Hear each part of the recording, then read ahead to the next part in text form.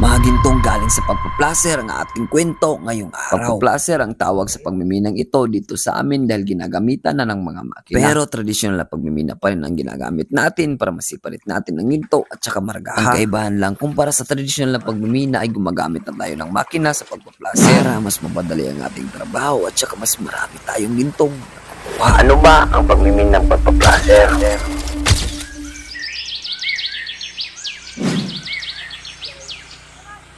Mapagpalang araw at kumusta? Sana naman ay nasa mabuting kalagayan ka. Medyo matagal-tagal na rin na panahon na hindi tayo nakagawa ng content at istorya. At ang ating istorya ngayong araw ay ang pagpaplaser. Ang pagpaplaser ay isang uri ng pagmimina kung saan ay ginagamitan na ng makina gaya ng backhoe at water pump.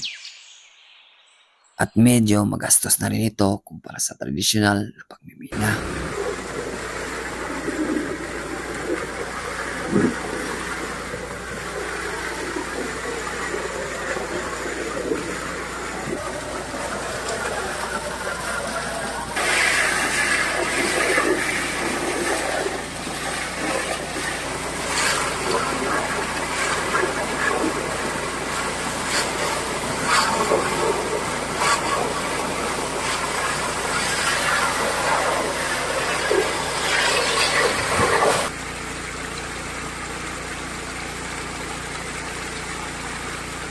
At ang unang gagawin mo sa pagmiminang ito ay ang permit para makapag-operate. At ang purpose naman ng backhoe na aming ginagamit ay tagalagay ng stock sa payaran at tagalinis ng dumi ng banlasan para hindi tayo makapinsala sa kalikasan. At ang water pump naman ay tagasiparit para maginis ang buhangin at saka masiparit na naman ang buhangin at margaha. At pag ganito na, medyo margaha na lang ay kailangan yung pagtulungan para mas mapadali ang inyong ganito ang mga paraan para sa pagproseso sa tinatawag nating laser. At ang aming ginagawa ngayon ay tinutulak namin ang buhangin, margaha, patungo sa carpet. Naman ng carpet ay tagasala ng ginto. May mga proseso talaga kahit anong trabaho o kahit anong uri ng pagmimina. At sa pagmimina ng pagpaplaser, ganito talaga ang ating pagproseso. Kahit ano naman sigurong trabaho, lalo na sa pagmimina, mas marami, mas madali. Pero alam nyo ba na dapat sa pagmimina hindi ka matakaw? Kagaya ng mga batang ito, tumutulong sila sa aming gawain. Pagkatapos namin ay binibigyan namin ng dahil ganito talaga kasipag ang mga batang lumaki sa probinsya.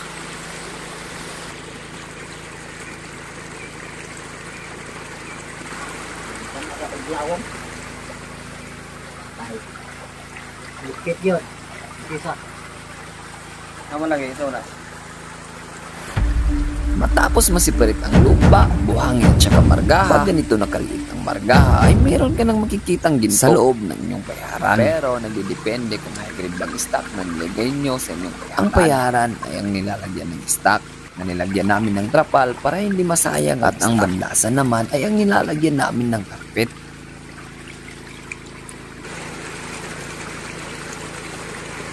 At pag maliit na ang margaha ay pwede nating i-test. Malaman natin kung high grade ba ang mga stock gamit ang tradisyonal na garingan. At pagkatapos matest ay pwede natin hinaan ang water pump. Sana!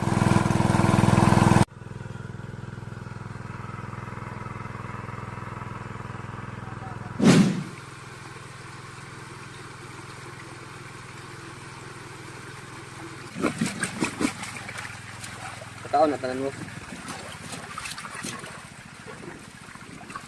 At matapos ang ating mahabang pagproseso, ay dito na natin kinokolek ang laman ng carpet para malaman natin kung marami bang nasalang ginto. At kailangan nating linisin lahat ng mga carpet para walang masayang ginto. Pagkatapos masiparit ang carpet at saka margaha ay dito na binibiring. At ang minahan pa lang ito ay tayo ang nagpinans para makapag-operate. Sa pagpinans ng minahan, sugal ang labanan. Takot kang matalo, di ka pwedeng manalo. Mahigit 3 taon na akong nagpipinans sa ganitong minahan. Minsan meron, minsan wala.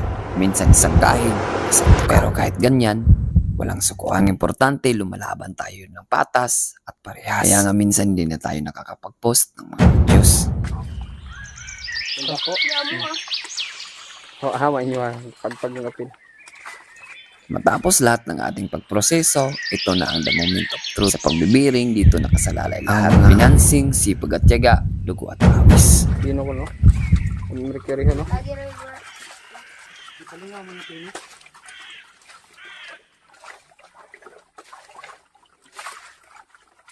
Janeiro na padaig. Ano, kala ko na kumul ka bakit kan. 1 kilo.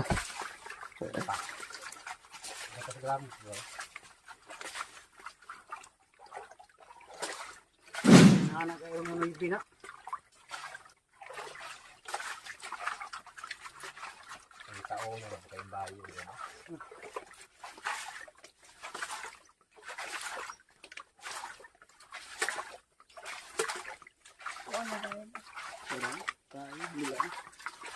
Buat tahu ada tambis ya.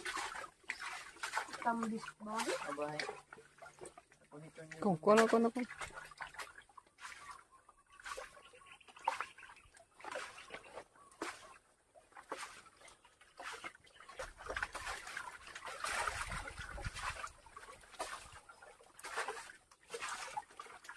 Matapos ang pagbibiring, ang tawag naman dito ay ang pagdadangkay. Kung saan sinisiparit na ang ginto at saka maraming uri ang pagmimina. Pero dito sa amin, ito ang aming nakasanayan. Ang pagmiminang pre-gold o tinatawag na surface.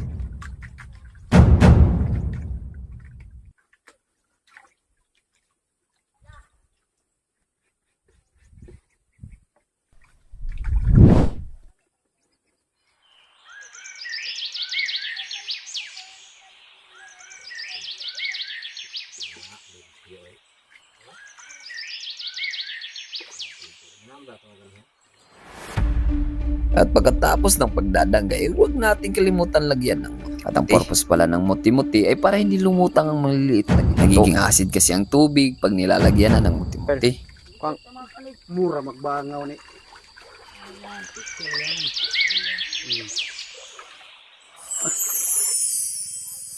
Blessings for the day, maliliit pero marami.